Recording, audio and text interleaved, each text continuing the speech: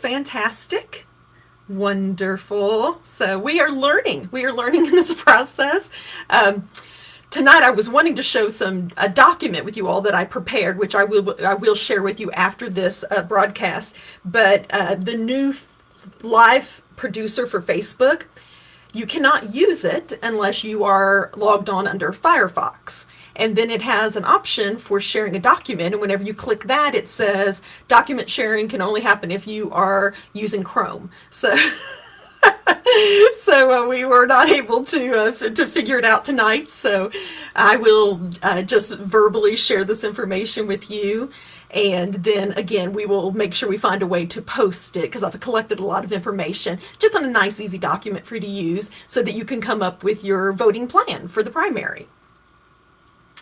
Let's see, it is 8 o'clock again. Well, we've got several people who have joined us. We will just wait just a couple more minutes and then we'll begin.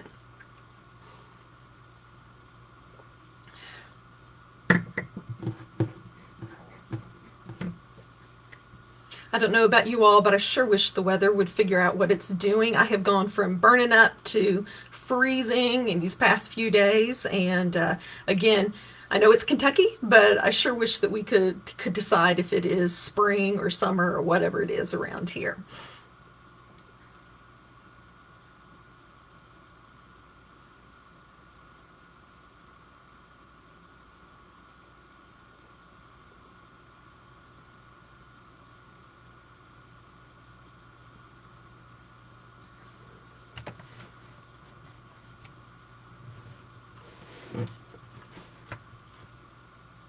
I should grab out some cute kittens to show you all while we're waiting. We have down here in the basement behind the chair, we have 5 new little kittens. So if you hear any meowing, that is nobody's torturing any kittens, but 5 is a lot for a mother cat, and they get in some pretty severe fights when they're trying to nurse. So it sounds like a brawl down here whenever she's feeding her kittens.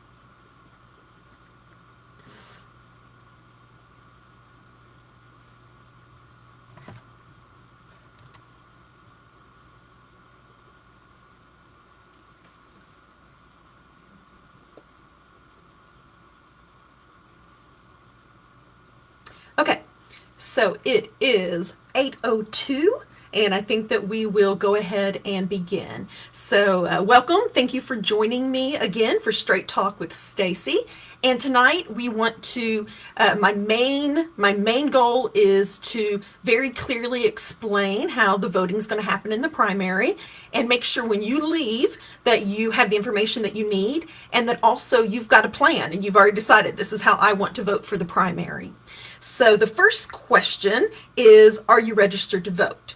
You still have time to register to vote, and that is, the deadline is May the 26th. So you can, like I said, today's the 21st, we've got 5 days, you can still register. Now, if you go to the State Board of Elections website, and again, on the document that I will share with you, I will have that link, but you can go there just to make sure, A, that you are registered, and B, if you're not, you can take care of that. Check your address. It might be a tiny bit too late because actually tomorrow they're going to be mailing out the postcards that have to do with the elections. So if your address is wrong, it may not go to the correct address, but that's okay because there's still going to be a lot of different places to get the information that you need. So number 1, make sure that you are registered to vote and check that online.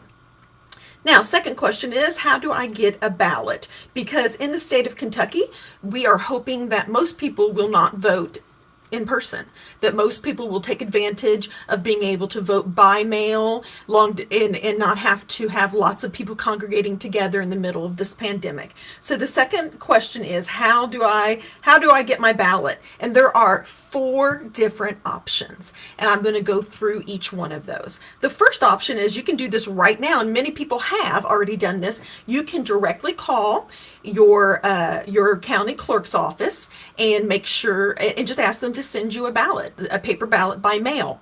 Now, in District 27, we have 2/3 of the constituents live in Meade County, and about 1/3 live in Hardin County. So again, depending on which county that you live in, you're going to call your county clerk's office and just ask them to send you an absentee ballot.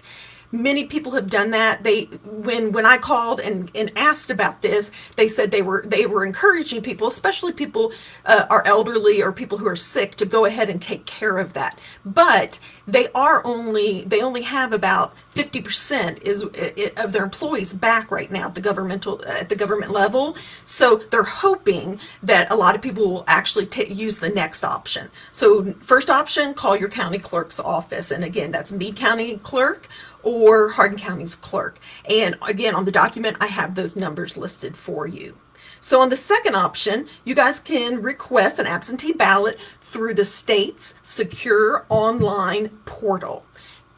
Now, that is not going to be opened up until May the 22nd, which is tomorrow. It should be opening up, and that's also when the postcards about the portal are supposed to be sent. So everyone who's a registered voter should get from the State Board of Elections, a postcard, which is going to tell you all the information we're talking about tonight, but its main purpose is to introduce this new concept of an online portal. So when you they haven't released, I can't give you that information, but when you get your postcard, then you are going to go to that portal, hopefully, and you're going to request that they send a ballot directly to you. Now, there will be some verification, and so it will walk you through that. You may have to take a picture of your ID and upload it, but there is going to be some verification of ID in that process. So that is your second option, is wait for that postcard. When you get it, go online and request online for your ballot to be sent to you directly.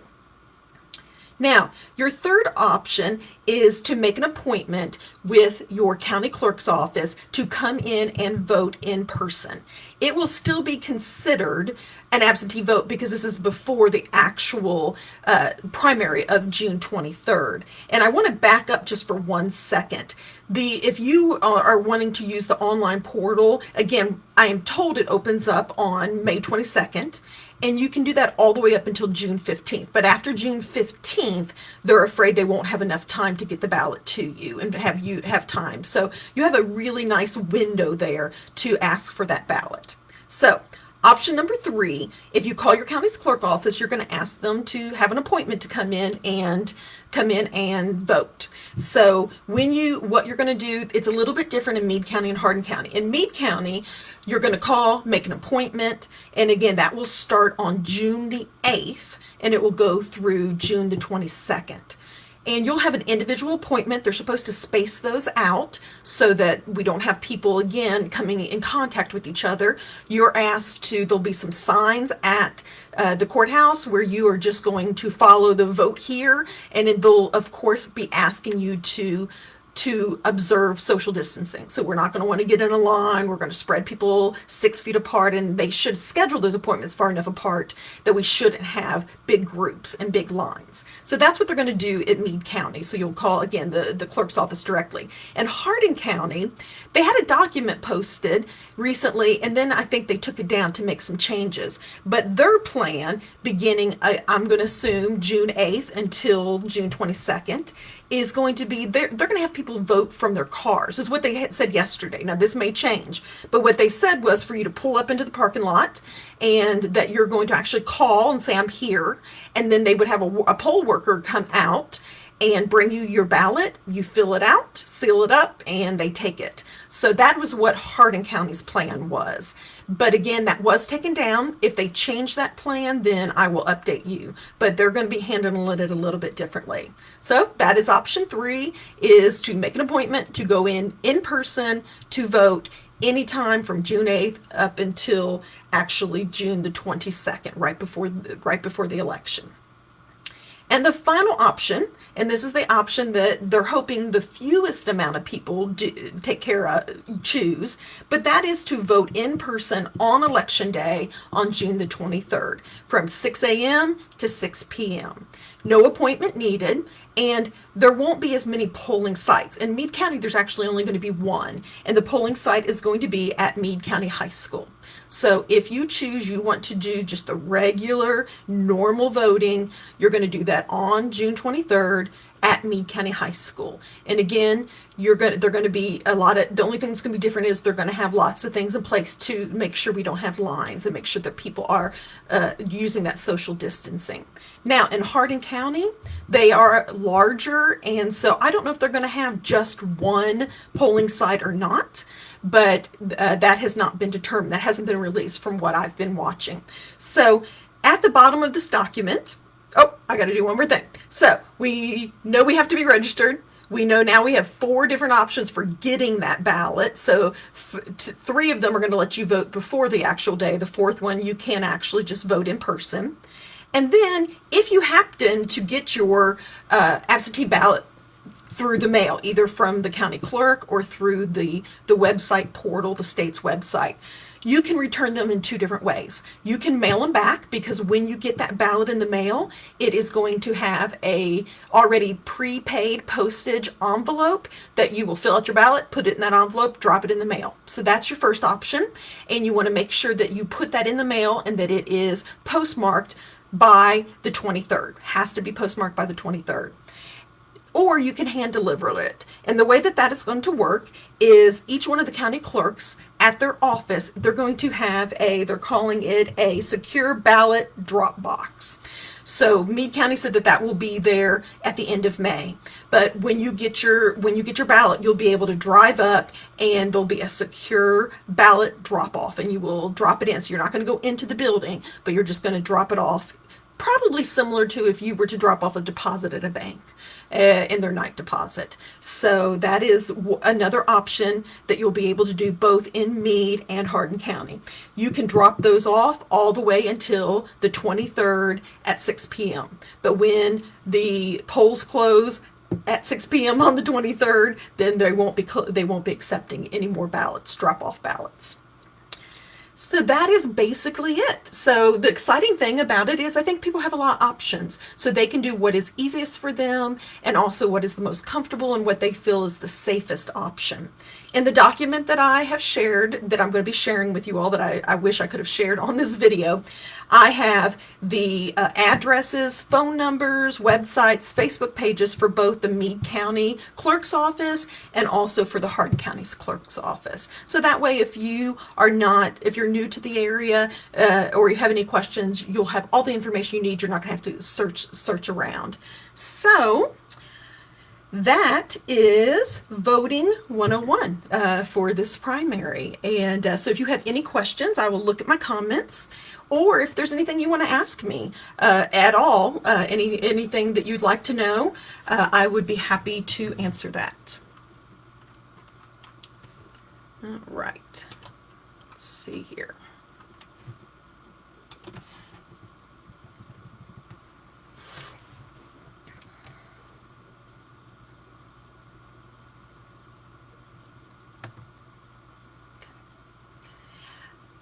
All right, I'm not seeing any questions coming in yet. I wanted to share one thing with you.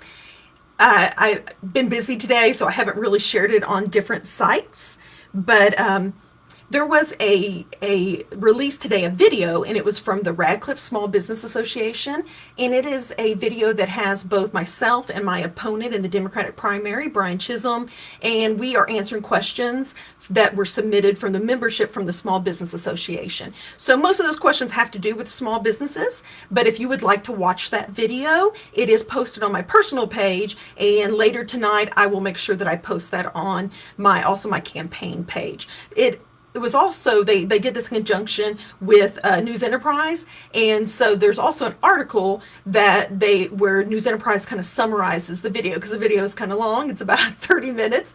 So that is also be available. So we will make sure that we publicize that.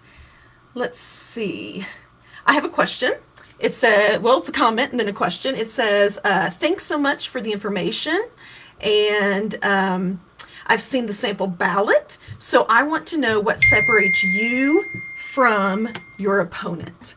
So that's a great question, and I'd be happy to answer that, because after I watched the video that was posted, they did a lovely job, the Radcliffe Small Business Association, and read the article from the News Enterprise. both Brian and I were kind of painted as Democrats and very, very similar, which is true. I mean, we're going to have a lot of stances that are similar because we are Democrats. But I do think because this is a primary, it's really important that you're able to look at the candidates and be able to compare them to see what do they bring to the table. So I'm going to do that just a little bit. And in no way am I trying to attack my opponent, dirty politics, but this is called Straight Talk with Stacy. And so I think we do need to line up and look at both of us as candidates so that you can make your decision of who you think would do the best job representing you in Frankfort. To start off with, I am 51 years old. I'm going to be 51 years old in May, actually in a couple days. And I've been married for 28 years. I have 3 children, 2 are in college, and 1 is in high school. And my opponent is much younger than me. He is 27 years old, single, without kids. And again, I'm not putting him down, but that is something as a consideration. I have been in Meade County for 27 years as an adult, working, raising my family, contributing to this community. Whereas my opponent, he is 27 years old. So, a lot of that time was spent, again, not putting him down, but spent growing up. And so he lived in this county for 18 years as a child and grew up in this county, and then was away for 4 years in college at Western Kentucky University. So as a voter, my question, looking at both people, is, what has Brian done in the last 5 years? What has he done professionally and personally? And I can't answer that question for him, but I would want to know as a voter, from the time that he graduated, when he was 22 to 27, what are those work experiences that he feels like has prepared him to go to the state level and represent his district. So all I can do from that point is just kind of tell you a little bit about myself. And for instance, work experience, I have 27 years working for Meade County Schools, 14 years as an educator, and 13 years as an elementary school guidance counselor. In the news enterprise, they actually said I was a retired teacher. I am not a retired teacher. I still work for Meade County Schools. I am still employed, and I hope to continue to be employed while I am serving as a state representative. Most state representatives have other jobs. They are not just politicians, and that's because they only serve in the General Assembly for 30 days or 60 days, depending on if it's an even or an odd year. And so most people have their own businesses, they may be lawyers, but there are several teachers who have been elected in the past few years who are still teachers and also are serving as a state legislator. Now, when would I not do that? I would not try to juggle those two things if I felt like I was not giving 100% to both. If I felt like I was not being the best teacher that I could be or the best state representative. So those are things that, we will cross as we will do once we get there. Those are things that we can talk about. But again, there's been a lot of creative ways that I've seen other educators continue to work and serve their community as an educator, and then also serve their community as a state legislator. I do feel like that I have I think leadership is extremely important, and if I'm trying to compare myself to my opponent, again, he's going to have to speak for himself, but I have served in lots of leadership positions. As a school counselor, you are part of that administrative team, and so I work very closely with principal, myself, with family resource, and school psychologists as that administrator, and in running the school and making important decisions for the school. Also, by being the school counselor, I was also the state testing coordinator for our building, and that again is a huge job that is very important, lots of regulations, and I feel like I did a very good job at organizing that every year to make sure that we followed all the regulations and it was the easiest for the students, easiest for the teachers. I've also, in addition to being in the classroom, served lots of leadership positions outside, and most of them not paid, most of them giving just freely of my own time. I was a cheerleading coach for, I'm looking off here cheating, it's been a long time, cheerleading coach for 5 years at the high school, and there was a small stipend for that.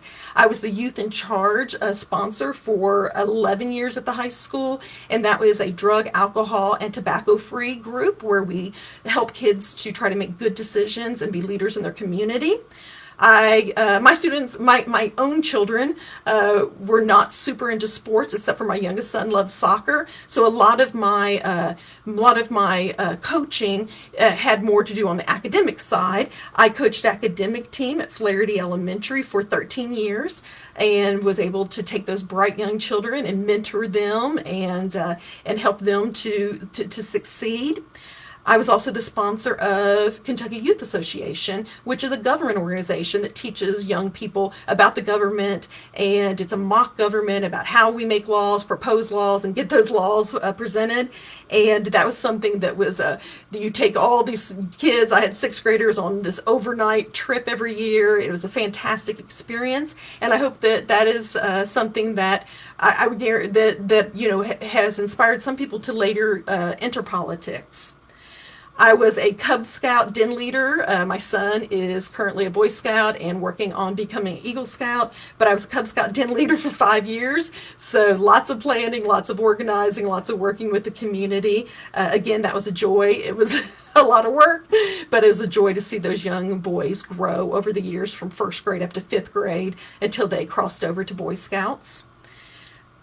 Recently, I am original founder of Meade County Schools United, which is a group of educators, classified and certified, who were concerned about things that were being proposed about our changes in our pension system, and also with just cuts in public education. So within that, we did lots of organizing, traveling to Frankfurt, and again, just organizing and people to be able to make sure that their voices are being heard.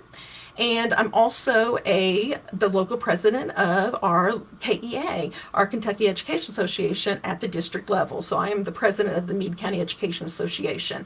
So I hope that that shows you that, I have not just shown up to work every day, but I've also invested in being a leader in my profession, but also being a leader in the community and giving of my time to the community.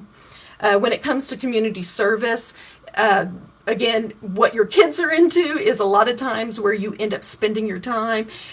We have spent a lot of time as a family with Feeding Across America, if it was for Boy Scouts, if it was also recently through the school system, trying to work with the backpack program, getting food to elderly shut-ins, and also recently for people that cannot get out because of COVID-19. We have people who are quarantined, and I've assisted in getting those food boxes to those people.